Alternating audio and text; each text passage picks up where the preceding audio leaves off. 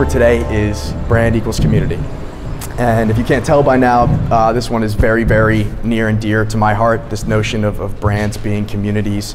And I truly, kind of in my soul, believe that it represents kind of a paradigm shift in business strategy anyway, and I think that it's left a lot of organizations behind, right? So if you look at brands like Nike, Apple, SoulCycle, they, in my view, have really evolved past this thing that exists separate of its customers and of its employees, right? I think just the opposite.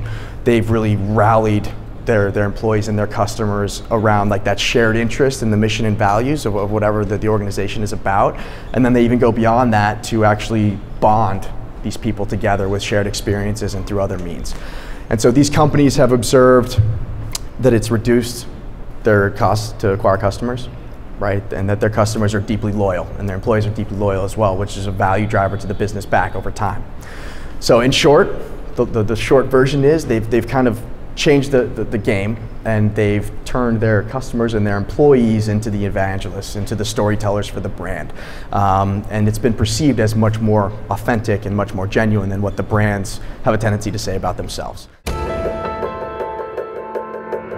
I wanted to kind of frame the conversation a little bit at the onset, and in doing so by understanding what traditional branding and marketing means, right? So the term brand, at least in academia, is often defined as a collection of associations or memories held by the consumer. So let that settle in a little bit.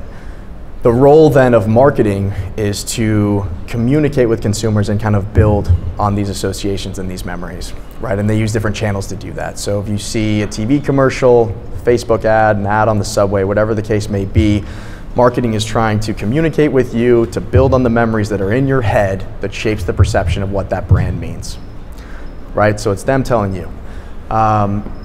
Over time, right, times have changed a lot, and the balance of power, the power shift has moved into the consumer direction, right? Where now there are review lists, sites, Yelp reviews, just influencers in the marketing space. It's really a whole new kind of realm. I think what's been so incredible and impactful for us is really changing our scope of marketing from making it a situation where we talk at people to making it a conversation. And things like the rise of social media have enabled us to do that. So for example, we do a lot of social media interaction. We also have a lot of events where we just try to get a lot of face time with people. And we find that that's the most important thing, because at the end of the day, these people who come to these events, even if they're not Common Bond members, are going to be our brand evangelists. They're going to be people that go and talk to their friends about it and ultimately have a more positive experience and a positive feeling about something that traditionally isn't super exciting. Marketing and entertainment are two types of communication, right? Marketing says, give me some of your time and I might eventually provide you with value, right? Either you're going to get content you want on the other side of this marketing, or you like my product enough and it solves a problem for you that the knowledge of this product or service is going to be valuable for you. But you as the consumer have to make that investment, right? You don't know if it is yet, but this marketing campaign is trying to convince you. Entertainment is inherently valuable to you. And entertainment says, here is value. I might ask you to take an action in the future. Okay, and that's important because the way that she described her new marketing campaign was about connecting with her community and providing them value, creating experiences for them to connect with each other and to learn stuff that isn't inherent to her marketing goals, but allows her community to grow and to see the value in her organization first before just seeing a bunch of billboard ads that are cute on the subway or something like that. When we first started and we didn't even have a functioning website, let alone a working business model and so forth, we still got hundreds of members. And the way we did that was we reached out to people that we really respected doing interesting things, and we said, hey, you're doing amazing things. We'd love to showcase your story to our community. And people really respond to that. They want to share their story. They want to be a part of something. So that's something that really resonates. The other thing that really resonates, we invite people. I'm sure many of you have been getting our invites. We invite people to hundreds of events every quarter. And every single time there's a formula there. I mean, we call it the secret sauce, but it's not so secret. We always try to combine fun, what you call entertainment, with substance. So people are looking for both of those things in pretty much every interaction that they have. So they want something that they can really learn from, and that helps them develop their own selves and make a bigger impact on the world. But they also want to have an environment where they genuinely connect with people. Like nobody wants to just work or just, study. So it's that mix of the opportunity to showcase your own story, be an owner in the experience, be a part of the whole thing, shape everything, and then elevate your own life, elevate others' lives while being entertained. So that's resonated really well for us in building community. There was a great Fast Company article that talked about the whole fun versus substance thing, and they did an enormous amount of research both from a data side and from interviews, and they say that influencing marketing and content strategy, things like that, need to be four things, right? Beautiful, inspirational, educational, and funny. So Pepperidge Farms, right, is the brand behind Goldfish, and so they set out on a campaign to engage kids, right? And so they kind of defaulted to what most of us might have just done as a first out-of-the-mouth idea. They built an online set of games that featured Goldfish, and unfortunately, it did terribly. It was pretty much an abysmal failure. So what the Pepperidge Farms team did is they took a step back and they thought less about themselves and less about Goldfish, and they thought more about kids.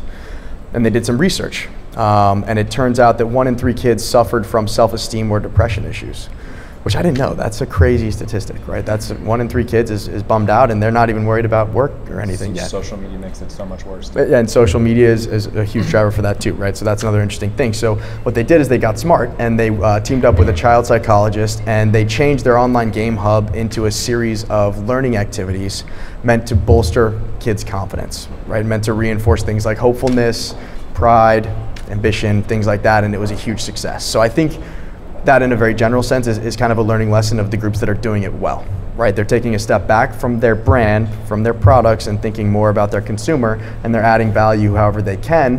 And if the kids if they are more inclined to eat Goldfish, great, but they likely are gonna be, right? If they're helping you Pepperidge is helping you overcome these things, I'll eat Goldfish all day.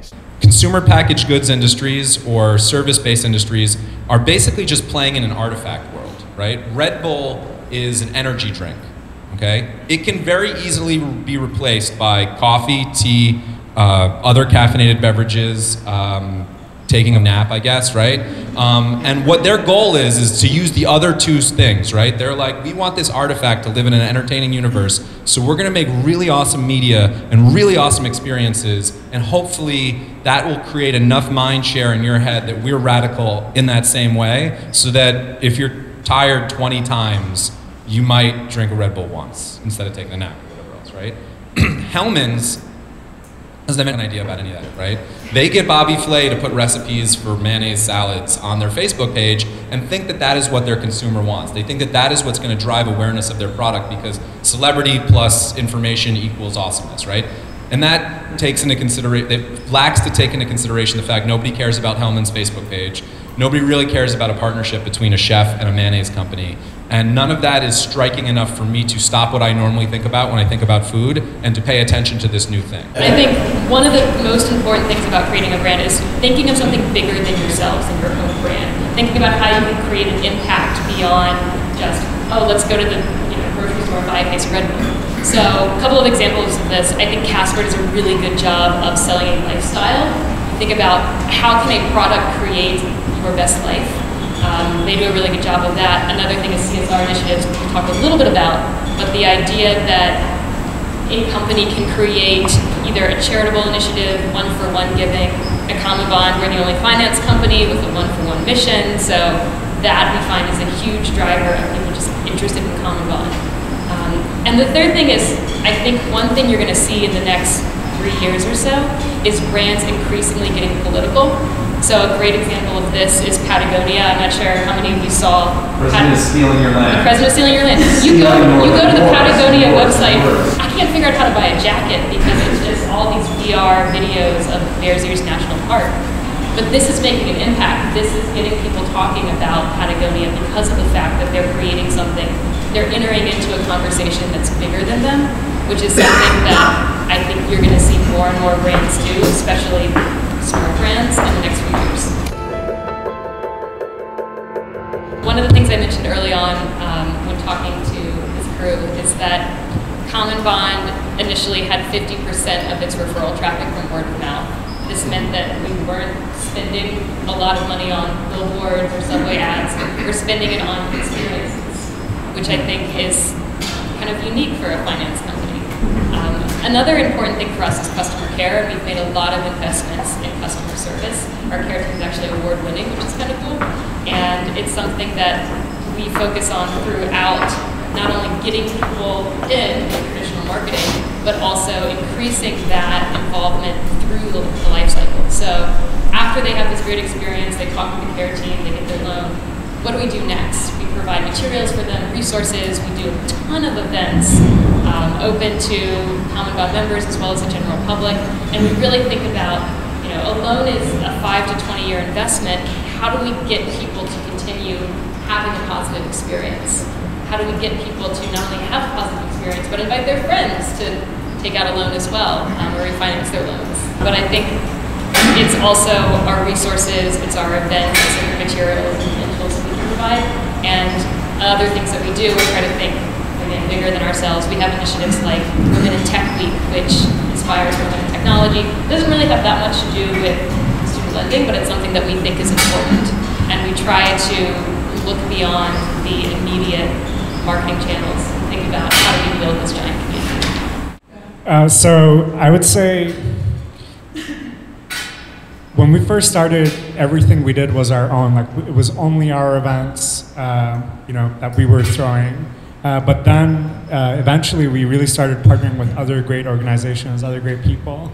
So I think opening the doors to authentically align with other brands, individuals doing great things is actually become now the primary value proposition. So it's all about introducing you to all the great things out there and getting you involved with everything.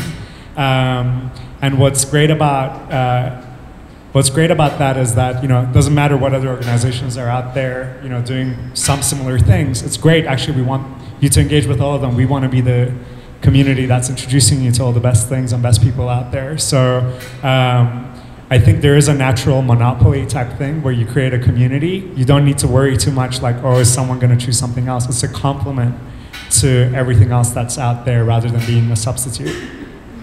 So for Seed Invest, there's a lot of equity crowdfunding platforms out there. When there's this huge market opportunity, obviously there's going to be a number of companies that are trying to kind of tackle this. For us, the way that we've kind of set ourselves apart as a brand is that on day one, we decided something. We decided that we were going to take a vetted approach, that we were going to build trust with our investors, with our entrepreneurs, that was around providing startups that were highly vetted and high quality. And so we decided that on day one. And over the course of the last 6 years, even as we've scaled, we have never moved away from that brand value. And as a result, it's kind of paved a window for us to really be known in the space as the premium equity crowdfunding platform. And what does that do? That attracts higher quality products, which in our case are startups, and it attracts more engaged, which is very important to us, engaged investors. And in doing that high, and kind of leaning into that high quality brand value, we've also had to give them a high quality experience.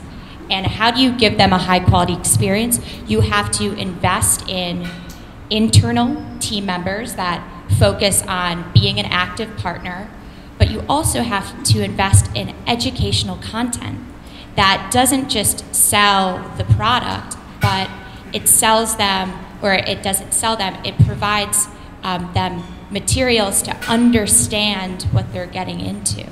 And so that's really how we've been able to differentiate ourselves, even as we've grown, even as we've scaled, and that's going to be critical in the coming years as well, as even more players enter the space.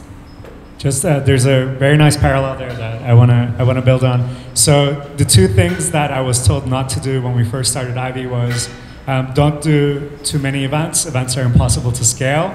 And the other thing they told me is, oh, you're interviewing all your members, getting to know who they are one by one. Yeah, you'll never be able to keep that up once you scale.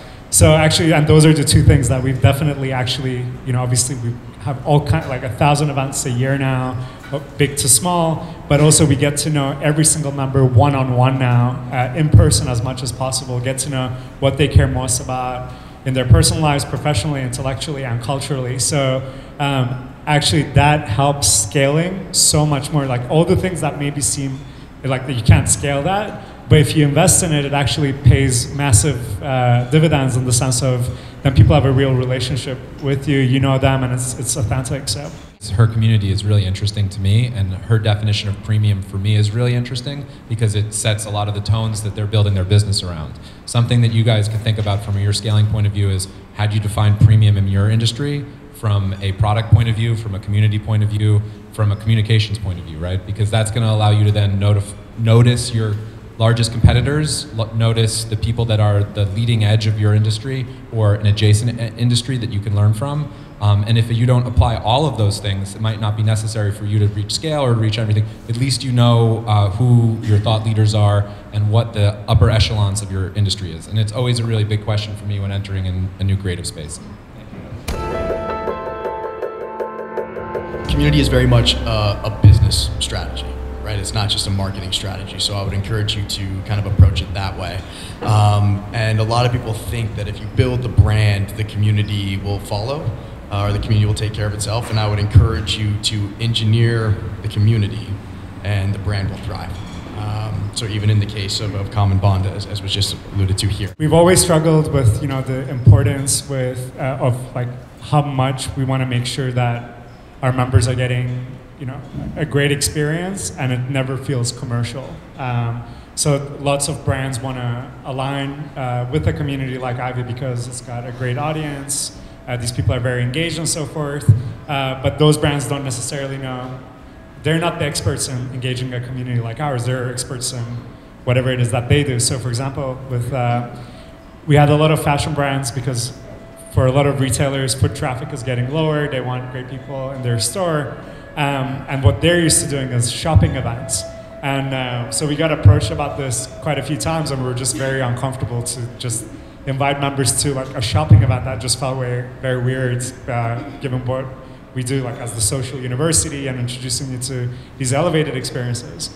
So the hack we found to make this work was instead of shopping experience in the traditional way, we created this concept of an Ivy brand lab where we go into the space of an amazing fashion brand. We have a top executive and designer be there to tell the story of like what it takes to create a line for the season, what it takes to market, have a discussion actually similar to this on how fashion is evolving, how people can get involved. So all of a sudden, and by the way, you get 30% off anything if you like it and so forth. So there was definitely a shopping element, but people really are interested. Like you can walk into Ted Baker type store or French Connection, something like that, and the clothes are nice or whatever. But if you actually really hear the story and really immerse, you're much more likely to actually showcase that brand and tell people about it, all these facts that you'd never know.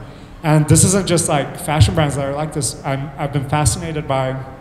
We host a lot of dinners at the restaurants we go to. We ask them, hey, so can your chef come out or the general manager come out and talk about the history of the restaurant? And they're like, oh, we host dinners all the time. Nobody asks us to do that. But when they do this, it elevates the entire dining experience and everybody connects with the space and they feel like it's a part of their story in New York, for example, and share much better. So I think that there's a good lesson to be taken there in terms of like, just elevate an experience by talking more about why that particular thing exists, what's the passion and the vision behind it, and it goes from something very everyday and commercial to something that becomes very personal and more long-lasting. I think the important thing about this is making it beyond the marketing team and getting everyone at a company involved. So one of the ways that we do this at Common Bond is probably heard of Net Promoter Scores. It's that little thing that, would you recommend this to a friend? We actually have every single Net Promoter Score when it comes in. It's anonymous, but it goes in our company Slack channel. So we see feedback as it comes in. We see people's actual reviews. And if someone has an issue with the product team looks at that Net Promoter comments and implements a change. If it's an issue with servicing, our customer care team looks at that. So by that, the impression of our brand isn't just fed to the marketing team, it's fed to the entire company. And as a result, we're able to make those changes and ultimately improve our company. Awesome. I mean, so for Seed Invest, we have a community of 200,000. So already our community is huge. Success to us is engagement. So how many of those 200,000 investors have invested? How many have invested twice, 3 times, 10 times? Because the more likely that the more that they invest, the more likely they are going to become a Seed Invest investor rather than just a distilled investor.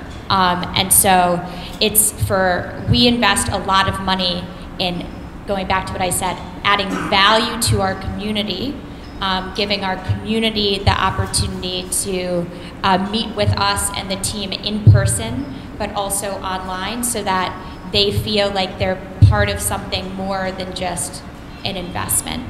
They're really engaged with the community. What I would suggest is, in the process of building that community, in the process of building that expertise, don't assume that you are the expert at all the things you need to be experts at. Constantly be listening and growing, and constantly be remembering that mistakes are okay. It's the learning from the mistakes that if you don't do, you fail at, right? So make as many mistakes with your team as you possibly can, learn from them, and then apply that learning, so that you can grow through the second stage and eventually be able to provide more wisdom and more value to that same community, because that will continue your success into your next generation. Biggest takeaway. So define your brand values, and as you continue to scale, do not shy away from those brand values. So I think that for us, that has been, like I've reiterated it multiple times, that's been the way that we've been able to differentiate ourselves. And it's very important to do that exercise and continue to check in with yourself, check in with the team to make sure that you are staying authentic to who you are, even when there's pressures to scale.